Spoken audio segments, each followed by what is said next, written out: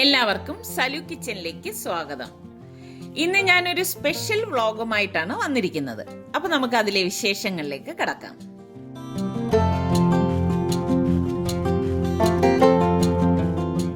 ഞാൻ ഉച്ചത്തേക്ക് ബീഫ് കറി ഉണ്ടാക്കുന്നുണ്ട്. അപ്പൊ അതിന് വേണ്ടിയിട്ട് ബീഫ് നന്നായിട്ട് കഴുകി ഡ്രെയിൻ ചെയ്ത് ഇതുപോലെ കുക്കറിലേക്ക് എടുത്തു വെച്ചിരിക്കുകയാണ്. ഇനി ഇതിലേക്ക് ഞാൻ കുറച്ച് മഞ്ഞൾപ്പൊടി, 2 table spoon Kashmiri red chilli powder, ഇത് എരിവൊന്നുമില്ല കേട്ടോ, കളർ മാത്രമേ ഉള്ളൂ, 1 ടേബിൾ സ്പൂൺ മല്ലിപ്പൊടി, 1/4 ടീസ്പൂൺ കുരുമുളക് പൊടി, 1/4 ടീസ്പൂൺ പെരിഞ്ചീരകം വറുത്ത് പൊടിച്ചത്, അതായത് fennel seed powder, 1/2 teaspoon garam masala പൊടി, പാകത്തിനുള്ള ഉപ്പ്. ഞാൻ ഇതിനു മുൻപ് ബീഫ് ഉണ്ടാക്കുന്നതിൻ്റെ വീഡിയോ 3-4 ഇട്ടിട്ടുണ്ടായിരുന്നു. അപ്പം അതിൻ്റെ ലിങ്ക് വേണമെങ്കിൽ ഇതിൻ്റെ ഡിസ്ക്രിപ്ഷൻ ബോക്സിൽ കൊടുത്തിരിക്കാം. പിന്നെ അതുപോലെ തന്നെ ഒരു സവാള അത് ഇതിലേക്ക് ഇതുപോലെ സ്ലൈസ് ചെയ്തിട്ട് കൊടുക്കും.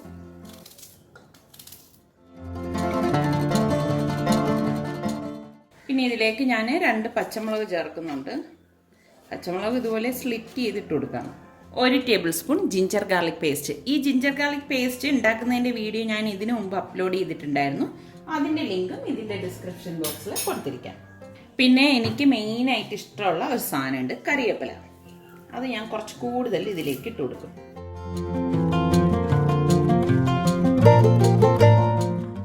1 ടേബിൾ സ്പൂൺ വെളിച്ചെണ്ണ, ഇത്രയും മതി. ഇനി കൈ കൊണ്ട് ഇതെല്ലാം കൂട്ടിയിട്ട് നന്നായിട്ടൊന്ന് മിക്സ് ചെയ്ത് കൊടുക്കും. ഞാനിവിടെ എല്ലില്ലാത്ത ബീഫാണ് എടുത്തിരിക്കുന്നത് കേട്ടോ, അതായത് ബോൺലെസ് ബീഫ്. നന്നായിട്ട് ഞാൻ ഇത് മിക്സ് ചെയ്തെടുത്തിട്ടുണ്ട്. ഇനി ഞാൻ കുക്കർ മൂടിയിട്ട് വെയിറ്റ് ഇട്ട് ഗ്യാസ് ഓൺ ചെയ്ത് 4 വിസിൽ വരെ ഇത് വേവിച്ചെടുക്കും. 4 വിസിലിന് ശേഷം ഞാൻ ഇത് കറിയാക്കി എടുക്കുകയാണ് ചെയ്യുന്നത്. നെയ്ച്ചോറ് ഉണ്ടാക്കാൻ വേണ്ടി ഞാനിവിടെ ഒരു പാനിലേക്ക് ഏകദേശം 2 ടേബിൾ സ്പൂൺ നെയ്യ് ഇട്ട് കൊടുക്കണം. ഇനി ഇതിലേക്ക് ഞാനിവിടെ 3-4 ഗ്രാമ്പൂവും 3-4 പീസ് ചെറിയ പീസ് പട്ടയും 3-4 ഏലക്കയും 1 സവാള സ്ലൈസ് ചെയ്തതും 2 പച്ചമുളകും കൂടി ഇട്ട് കൊടുക്കണം. ഇതോടൊപ്പം തന്നെ ഞാൻ 1.5 ടേബിൾ സ്പൂൺ ജിഞ്ചർ ഗാർലിക് പേസ്റ്റും കൂടി ഇട്ട് വഴറ്റി കൊടുക്കും.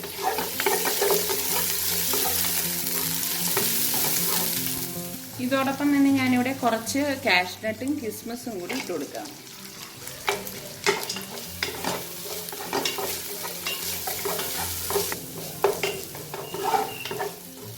നമുക്ക് അരയ്ക്കാം.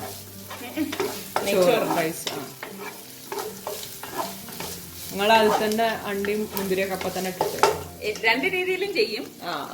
പിന്നെ എളുപ്പത്തിന് ഇങ്ങനെയും ചെയ്യും. എനിക്ക് കുഴപ്പമൊന്നുമില്ല. ഞാൻ ഇതിൽ 1 കപ്പ് റൈസാണ് എടുത്തത്. നമ്മൾ ഏത് കപ്പിലാണോ എടുക്കുന്നത് അതിൻ്റെ ഇപ്പോൾ 1 കപ്പ് റൈസ് ആണെങ്കിൽ 1.5 കപ്പ് വെള്ളമാണ് ഞാൻ ഒഴിക്കുന്നത്. അപ്പം ഞാനിപ്പോൾ ഇവിടെ 1 കപ്പ് റൈസിന് ഇതിൽ 1 കപ്പ് റൈസ് എടുത്തിട്ടുണ്ട്. ഇതിൻ്റെ 1.5 കപ്പ് വെള്ളമാണ്, തിളച്ച വെള്ളമാണ് ഞാൻ ഇതിലേക്ക് ഒഴിച്ചു കൊടുക്കാൻ പോകുന്നത്. ഞാനിതിലേക്ക് തിളച്ച വെള്ളം ഒഴിച്ചു കൊടുക്കുകയാണ്. 1/2 കപ്പ് വെള്ളം, അങ്ങനെ ടോട്ടൽ 1.5 കപ്പ് വെള്ളം ഒഴിച്ചിട്ടുണ്ട്. നമുക്ക് പാകത്തിനുള്ള ഉപ്പിട്ട് കൊടുക്കാം. തിളച്ച വെള്ളം ഒഴിക്കുമ്പോൾ കണ്ടോ, പെട്ടെന്ന് തന്നെ ഇതിൽ കിടന്ന് ഇതങ്ങ് വീണ്ടും തിള വന്നോളൂ. ഇനി ഞാൻ ഇതിലേക്ക് ഡ്രെയിൻ ചെയ്ത് വെച്ചിരിക്കുന്ന കൈമ റൈസ് ഇട്ട് കൊടുക്കണം. ഞാനൊരു 10 മിനിറ്റ് അരി കുതിർത്ത് വെച്ചിട്ടുണ്ടായിരുന്നു. ആ സമയമാണ് ഞാനിവിടെ ഇത് വഴറ്റാൻ എടുത്തത്. നമുക്കിത് മൂടി വെച്ചിട്ട് ലോ ഫ്ലെയിമിൽ വെച്ച് വേവിച്ചെടുക്കാം.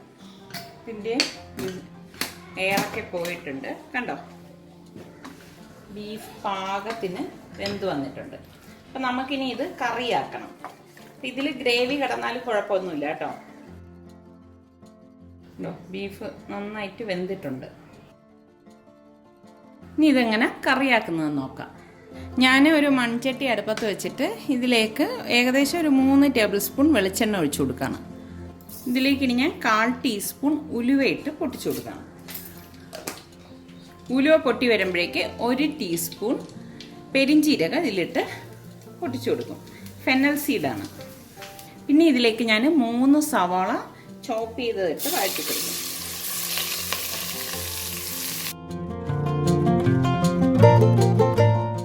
ഇനി ഞാൻ 1.5 ടേബിൾ സ്പൂൺ ജിഞ്ചർ ഗാർലിക് പേസ്റ്റും കൂടി ഇതിലേക്ക് ഇട്ടിട്ട് ഇളക്കി കൊടുക്കാം. ഇനി ഇതൊന്ന് തുറന്നു നോക്കാം. റൈസിവിടെ പാകത്തിന് വെന്ത് വന്നിട്ടുണ്ട് കേട്ടോ. നല്ല മണം വരുവാണ്. ഞാൻ ഇനി ഗ്യാസ് ഓഫ് ചെയ്ത് എടുക്കാം. ഞാനിവിടെ ഗ്യാസ് ഓഫ് ചെയ്ത് എടുത്തിട്ടുണ്ട്. അടിക്കി ഉടിക്കുക ഒന്നും ചെയ്തിട്ടില്ല. കറക്റ്റ് പരുവാണ് കേട്ടോ.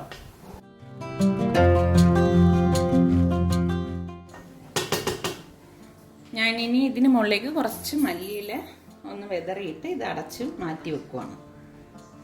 അപ്പോൾ അവർ പള്ളിയിൽ പോയിരിക്കുകയാണ്. വന്ന ശേഷം മാത്രമേ ഫുഡ് കഴിക്കത്തുള്ളൂ. ഇനി ഇതിലേക്ക് ഞാൻ കുറച്ച് പൊടികൾ ഇട്ട് കൊടുക്കുകയാണ്. 1/4 ടീസ്പൂൺ മഞ്ഞൾപ്പൊടി, 1/4 ടീസ്പൂൺ ഗരം മസാല പൊടി, 1/2 ടീസ്പൂൺ മല്ലിപ്പൊടി. ഇത്ര ഇട്ടിട്ട് ഇളക്കി കൊടുക്കും. ഇതിലേക്ക് ഞാനിനി കാശ്മീരി ചില്ലി പൗഡർ ചേർക്കത്തില്ല. ഇതിലേക്ക് ഇനി ഞാൻ 1/4 ടീസ്പൂൺ കുരുമുളക് പൊടിയും കൂടി മാത്രമേ ചേർക്കത്തുള്ളൂ. ഇത്രയും മതിയാകും. നന്നായിട്ടൊന്ന് ഇളക്കി കൊടുക്കാം. ഇതിലേക്ക് ഞാനിവിടെ 2 സവാള സ്ലൈസ് ചെയ്തെടുത്തിട്ടുണ്ട്. ഇതിലേക്ക് ഞാൻ 2 ടൊമാറ്റോ സ്ലൈസ് ചെയ്തതും കൂടി ഇട്ട് കൊടുക്കാം.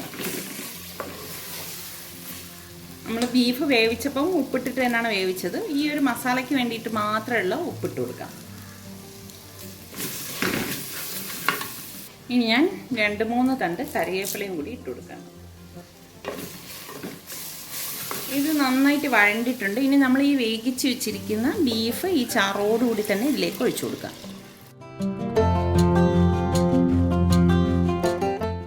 ഇനി നമ്മൾ ഈ തയ്യാറാക്കിയ മസാലയും ഈ ബീഫും എല്ലാം കൂടി യോജിക്കത്തക്ക രീതിയിൽ മിക്സ് ചെയ്യണം. നിങ്ങൾക്ക് ചാറ് കൂടുതൽ വേണമെങ്കിൽ കുറച്ച് തിളച്ച വെള്ളം ഇതിലേക്ക് ഒഴിച്ചു കൊടുത്താൽ മതി.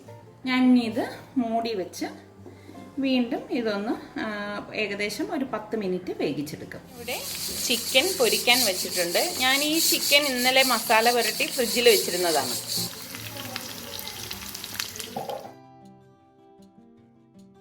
പള്ളിയിൽ നിന്ന് വന്ന ഉടൻ തന്നെ നമ്മൾ ഭക്ഷണം കഴിച്ചു. പിന്നെ കുറച്ച് റിലാക്സ് ചെയ്തിട്ട് പുറത്തു പോകാമെന്ന് വിചാരിച്ചു.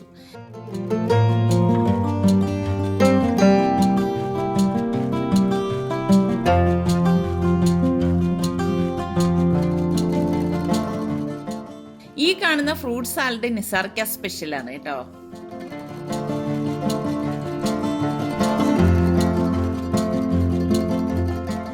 ആഹാരമൊക്കെ കഴിഞ്ഞ് ഇവരിവിടെ കളിച്ചുകൊണ്ടിരിക്കുകയാണ്. ഷേസിന്, അതായത് ഷബ്നയുടെ ഏറ്റവും ഇളയ മോനാണ് ഷേസ്. അവന് ഏറ്റവും ഇഷ്ടം സുൽത്താനെയാണ്. അപ്പം നമ്മൾ ഇടയ്ക്ക് ചോദിക്കും ഇവരിൽ 3 പേരിൽ ആരെയാണ് ഇഷ്ടമെന്ന് ചോദിച്ചാൽ അവൻ ഒട്ടും സംശയമില്ലാതെ പറയും സുൽത്താൻ കാക്കായാണെന്ന്. കാരണം എപ്പോഴും സുൽത്താൻ്റെ ഒപ്പമാണ് അവൻ. ഷെസിനാണെങ്കിൽ സുൽത്താനെ വലിയ പേടിയുമാണ്.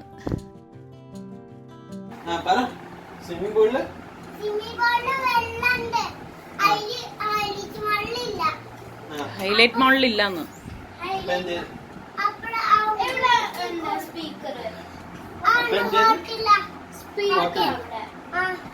അപ്പൊ ഹോട്ടലിൽ കിടന്നു പോയാ? കിടന്ന് സ്വിം ചെയ്ത? ആരൊക്കെ സ്വിം ചെയ്ത്?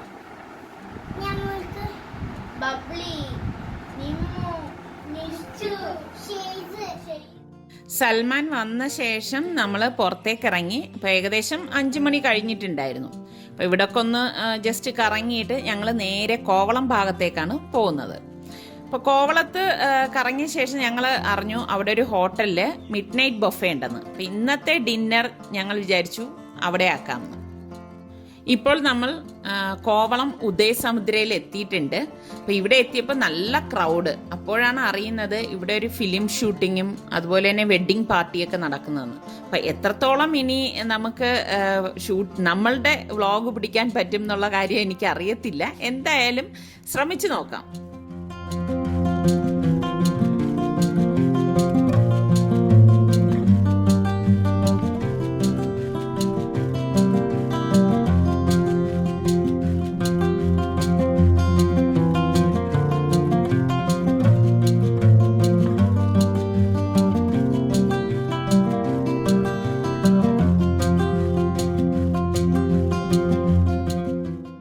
ഞങ്ങൾ പ്രൈവറ്റ് ബീച്ചിലേക്ക് നടന്നു പോകുമ്പോഴേക്ക് അവിടുത്തെ എക്സിക്യൂട്ടീവ് ഷെഫിനെ കണ്ടു. കുറച്ചു നേരം ഞങ്ങൾ അവിടെ സംസാരിച്ചു. അപ്പോഴാണ് അറിയുന്നത് മിഡ് നൈറ്റ് ബൊഫെ ഇപ്പോഴല്ല, 2 ആഴ്ച കഴിഞ്ഞിട്ടേ ഉള്ളൂ എന്നുള്ള കാര്യം. 14 ജില്ലകളിലെയും സിഗ്നേച്ചർ ഡിഷസ് ആണ് ഇതിലെ ഹൈലൈറ്റ്. വെഡ്ഡിംഗ് ഷൂട്ടിംഗ് ആണോ സിനിമ ഷൂട്ടിംഗ് ആണോ എന്നറിയില്ല, എന്തായാലും നല്ല ഭംഗിയുണ്ട് കാണാനായിട്ട്. ഒരു പ്രത്യേക ഫ്രെയിമും ആ ഫ്രെയിമിലൂടെയുള്ള ആകാശക്കാഴ്ചകളും അടിപൊളിയായിട്ടുണ്ട്. ഇത് ഈ ഹോട്ടലിലെ തന്നെ പ്രൈവറ്റ് ബീച്ച് ആയത് കാരണം അധികം ക്രൗഡൊന്നുമില്ല. പിന്നെ നമുക്ക് കടലിലേക്ക് ഇറങ്ങാനൊന്നും പറ്റത്തില്ല, ഇതുപോലെ തിട്ടയുള്ളതുകൊണ്ട്. പക്ഷെ കാണാൻ നല്ല ഭംഗിയാണ് കേട്ടോ. ശരിക്കും നമുക്കിങ്ങനെ ആസ്വദിച്ച് അതിലേ നടക്കാൻ കഴിയും. പിന്നെ മഴയില്ലാത്തത് കൊണ്ട് അതൊരു വലിയ അനുഗ്രഹമായി. കാരണം നല്ല ഒരു ക്ലൈമറ്റ് ആയിരുന്നു. പിള്ളേരൊക്കെ നല്ല എൻജോയ് ചെയ്തു.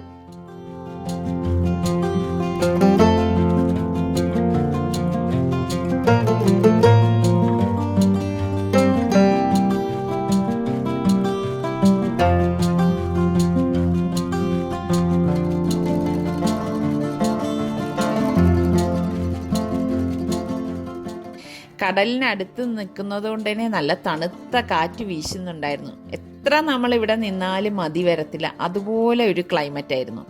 പിന്നെ കുറേ നേരം ഈ ഷൂട്ടിംഗ് ഇങ്ങനെ നോക്കി നിന്നു. ഇതൊക്കെ കാണാൻ നല്ല രസമുണ്ട്.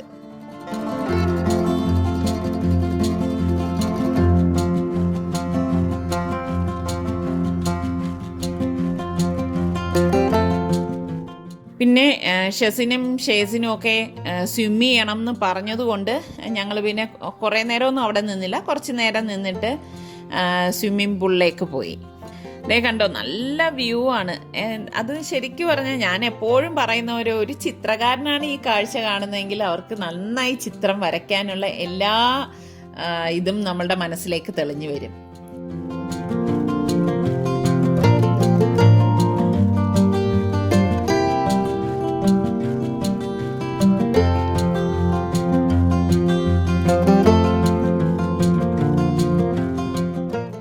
ഷെസിൻ വന്നിട്ട് തന്നെ ഡ്രസ്സൊക്കെ മാറി നേരെ വെള്ളത്തിലേക്ക് അങ്ങ് ഇറങ്ങി. ഷേസ് ആണെങ്കിൽ ഇതേ കണ്ടോ, വെള്ളത്തിലേക്ക് കാലൊന്ന് ടച്ച് ചെയ്യും, പിന്നും എടുക്കും, പിന്നും ടച്ച് ചെയ്യും, എടുക്കും. ആദ്യം ഒരു മടി മാതിരി. പിന്നെ വെള്ളത്തിലേക്ക് ഇറങ്ങിയ ശേഷം തിരിച്ചു കയറ്റാനാണ് ഞങ്ങൾ ബുദ്ധിമുട്ടിയത്. ഒരു വിധത്തിൽ വരത്തില്ല, അവിടെ നിന്ന് ഇങ്ങനെ കളിക്കണം. എന്തായാലും പിള്ളേരൊക്കെ നല്ല എൻജോയ് ചെയ്തു.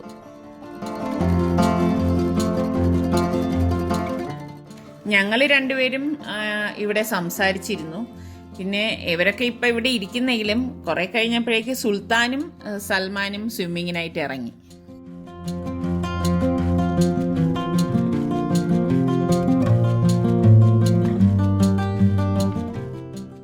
സ്വിമ്മ് ചെയ്ത് കഴിഞ്ഞപ്പോഴേക്ക് എല്ലാവരും ടയേർഡായി. അപ്പോൾ അവർക്കൊക്കെ വെള്ളം കുടിക്കണം എന്ന് പറഞ്ഞു. അപ്പം നമ്മൾ ജ്യൂസ് കുടിക്കാമെന്ന് കരുതിയിട്ട് ഇവിടെ വന്നിരിക്കുകയാണ്.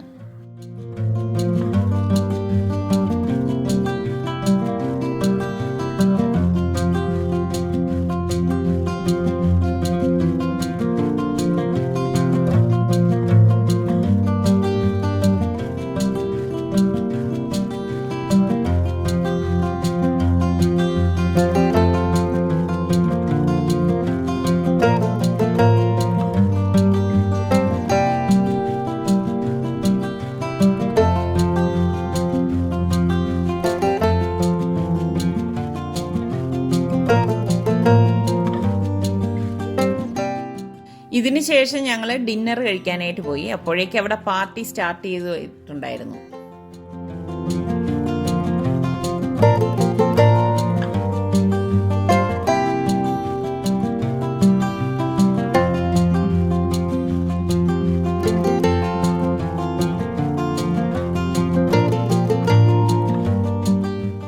ഇവിടെ ബൊഫേ ആയിരുന്നു. അപ്പം എല്ലാ ടൈപ്പ് ഫുഡും ഉണ്ടായിരുന്നു. നോൺ വെജ് ഉണ്ടായിരുന്നു, വെജിറ്റേറിയൻ ഉണ്ടായിരുന്നു.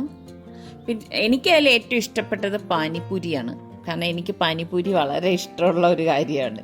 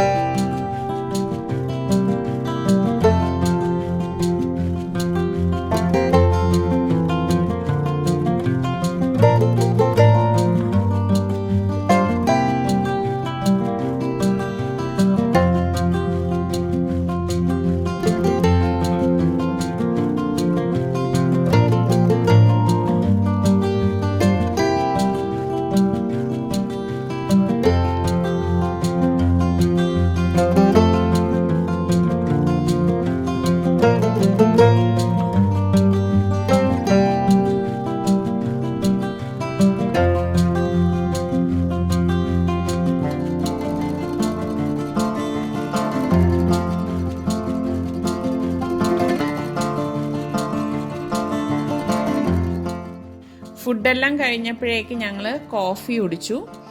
അപ്പോഴേക്ക് പിള്ളേരെല്ലാം ഈ പാർട്ടി നടക്കുന്ന ഭാഗത്തേക്ക് കളിക്കാനായിട്ട് ഓടി.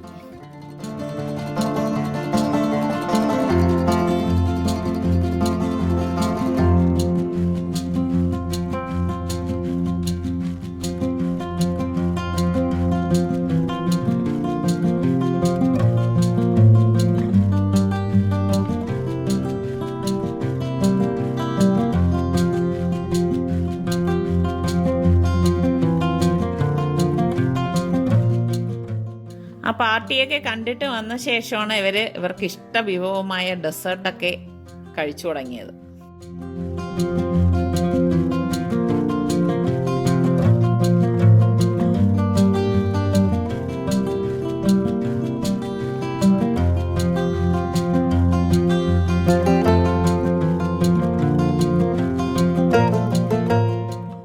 ഞങ്ങൾ ആഹാരമൊക്കെ കഴിച്ച് കഴിഞ്ഞപ്പോഴേക്ക് അവിടുത്തെ എക്സിക്യൂട്ടീവ് ഷെഫ് വന്ന് ഞങ്ങളുടെ അടുത്ത് അതിൻ്റെ രുചിയെക്കുറിച്ചൊക്കെ ചോദിച്ചറിഞ്ഞു. ഇനി ഞങ്ങൾ രണ്ടുപേരും ഫുഡ് ബ്ലോഗേഴ്സ് ആയതുകൊണ്ടാണോ എന്നറിയത്തില്ല. എന്തായാലും ഞങ്ങളും അവിടുത്തെ കുറച്ച് വിഭവങ്ങൾ ചോദിച്ചറിഞ്ഞു. നമ്മൾ പ്ലാൻ ചെയ്ത് വന്ന കാര്യം നടന്നില്ലെങ്കിലും മൊത്തത്തിൽ നല്ലൊരു എക്സ്പീരിയൻസ് ആയിരുന്നു. പിള്ളേരൊക്കെ നന്നായിട്ട് എൻജോയ് ചെയ്തു. അതാണല്ലോ നമുക്ക് വേണ്ടത്, പിള്ളേരുടെ ഒരു സന്തോഷം. പിന്നെ പ്രകൃതിയും അതിനൊത്ത് നമുക്ക് ഇണങ്ങിയെന്ന് വേണം പറയാൻ. കാരണം മഴയില്ലായിരുന്നു. അതുകൊണ്ട് തന്നെ നമുക്ക് യാത്രയായാലും ഇതുപോലെയുള്ള എൻജോയ്മെൻറ്റ്സിനും ഒന്നും യാതൊരു തടസ്സവും ഉണ്ടായിരുന്നില്ല. ഇപ്പോൾ നമ്മളെ വീട്ടിലേക്ക് പോവുകയാണ്. ശരിക്കും പറഞ്ഞാൽ ഇവരൊക്കെ നല്ല ടയേർഡായിരിക്കുകയാണ്. വീട്ടിലെത്തിയ പാടെ ഇവരൊക്കെ അതേ പുറമൊക്കെ കഴുകി വന്ന് കിടക്കേണ്ട താമസം പിള്ളേരൊക്കെ ഉറങ്ങി. അപ്പോൾ ഇന്നത്തെ ഈ വീഡിയോ നിങ്ങൾക്ക് എല്ലാവർക്കും ഇഷ്ടമായെന്ന് വിശ്വസിക്കുന്നു. ഇനി അടുത്ത് നല്ലൊരു എപ്പിസോഡുമായി വരുന്നത് വരെ എല്ലാവർക്കും ബൈ.